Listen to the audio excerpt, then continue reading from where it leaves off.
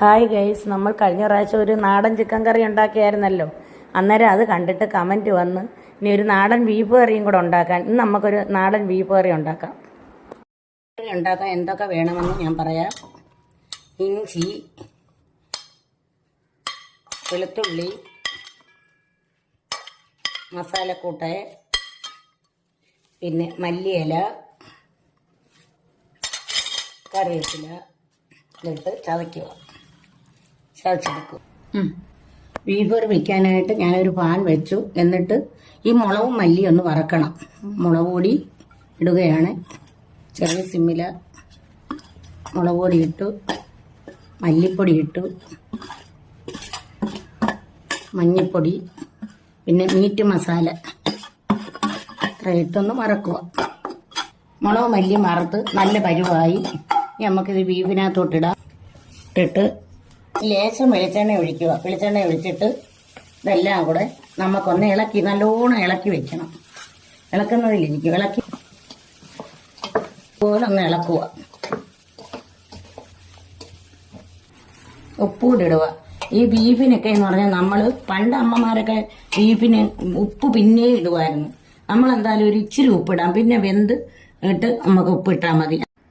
ശകലം മല്ലിയില കരിവേപ്പിലയും കൂടെ ഇട്ട് ഒന്ന് ഇളക്കി വെക്കുക. അന്നേരം ഇതിനകത്തങ്ങ് പിടിക്കും.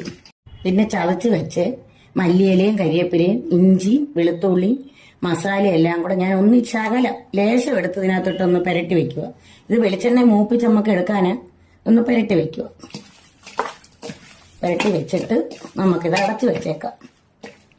അടച്ചു വെച്ചിട്ട് നേരെ ഇരിക്കട്ടെ. പിന്നെ ഇനി നമുക്ക് ഉള്ളിയൊക്കെ മൂപ്പിക്കാം. വെളിച്ചെണ്ണ ഒഴിക്കുകയാണ്.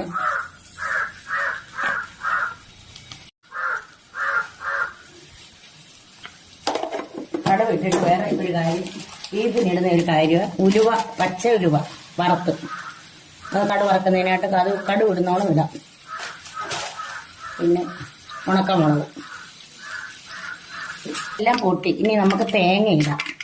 തേങ്ങ ഈ ബീഫിനകത്ത് തേങ്ങ മൂക്കുന്ന നല്ലതാണ്. ബീഫിന് നമ്മൾ തേങ്ങ അരിയുന്നത് ഇച്ചിരി നീളത്തിലേ അരിയാവും. ചിക്കൻ അരിയണമെന്നല്ല, ഇച്ചിരി നീളത്തിൽ.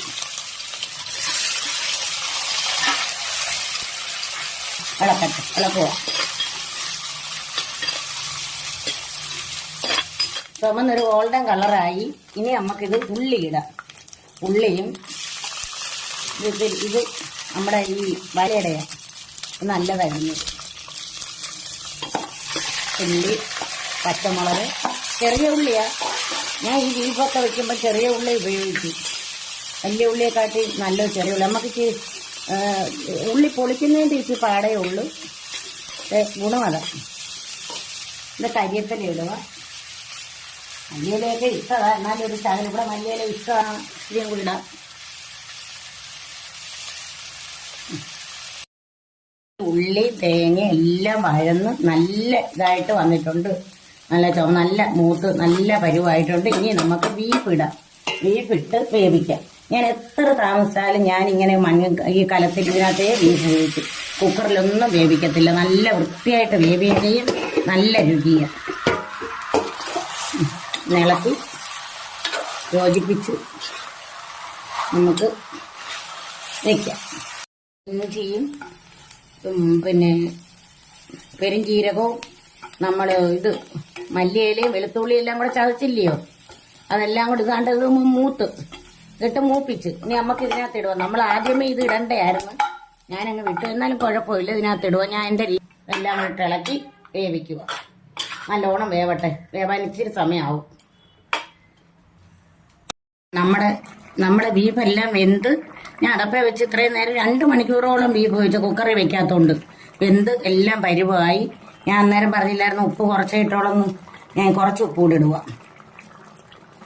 ഇട്ട് സെറ്റായി.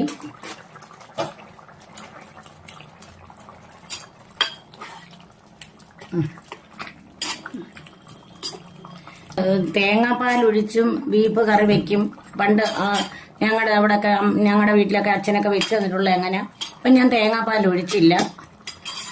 അന്നൊന്നും നമുക്ക് ഈ മീറ്റ് മസാല അതൊന്നും ഇല്ലല്ലോ. അല്ലാത്ത മസാലയൊക്കെ അരച്ചാൽ പക്ഷെ അതിനൊരു പ്രത്യേക ടേസ്റ്റ്. ഞാൻ ഒരു ലേശം കുരുമുളക് ഇടുക. ബീഫ് ആയതുകൊണ്ട് ഇച്ചിരി പുറത്തിട്ടാലേ ഒരു ഇച്ചിരി ഇടുക. എല്ലാം വെന്ത് റെഡിയായി നല്ല ഇതായിട്ട് ഇരിപ്പോണ്ടേ. ഞങ്ങളുടെ വീഡിയോ ഇഷ്ടപ്പെട്ടെങ്കിൽ സബ്സ്ക്രൈബും ചെയ്ത് സപ്പോർട്ടും ചെയ്യണേ എല്ലാവരും.